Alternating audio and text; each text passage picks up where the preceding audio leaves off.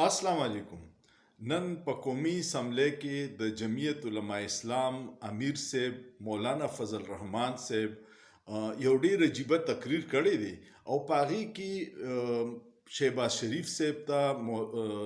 نواز شریف صاحب ته او بلاول ته ویلي دي چې راشئ په اسمبلی کې کینئ او کو عوامو مینډیټ پی ټی آی له ورکړي پاکستان تحریک انصاف له نو دوی ته حکومت حواله کې تاسو حق نشته چې تاسو حکومت جوړ کې او حکومت وچلوي. دا بیان مولانا صاحب ولې کړی دی؟ تاسو ته کو یادي زه مو یو 2 کال وروسته بوزم کله چې رژیم چینج کېدو او د دې بیا اعتراف مولانا صاحب په خپل یو انټرویو کې وکړه چې موږ ته اسټابلیشمنت ویلیو جنرال باجوا راته ویلیو چې تاسو عدم اعتماد وکړئ او هغه عدم اعتماد چې کله وشو د عمران خان د حکومت خلاف نو ملک داسې یو تباهۍ ته لاړو چې مهنګایي په اسمان ته وخته، په 1200 روپۍ تروړه به وه هغه 3200 ته وخته، د بجلی بل د ګیس بل کاروبارونه تباه شو، هر شی مهنګایي اسمان ته شوه، بېروزګاري ډېره زیاته شوه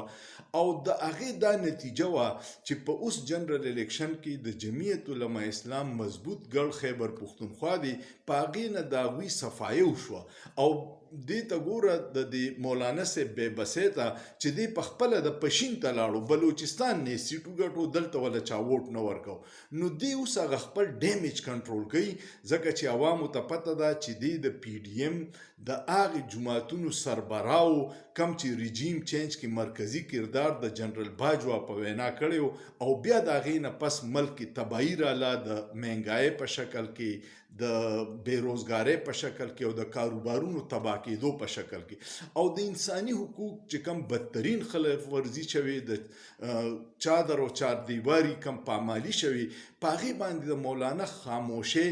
دغه کار وکړو چې عوامو د غوسې اظهار په 8 فروری په الیکشن کې وکړو، خو بیا طاقتور قوتونه داسې وکړه چې هغه نتایج الیکشن کمیشن والا بدل کړه او د فارم 45 باندې چې کم پاسو هغه په فارم 47 باندې ټول وګټل او هغه 45 والا بیلله. نو دا حکومت څه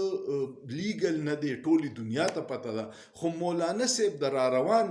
الیکشن دپاره خپل تیاری کوي چې کم د عوامو غوسه نفرت دی د مولانا صاحب د دغه اقداماتو نه چې د پی ډي ایم په وجه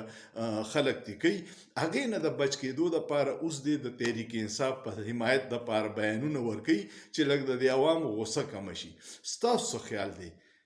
سوچ به وکړئ، په سوچ کې څه ګناه نشته.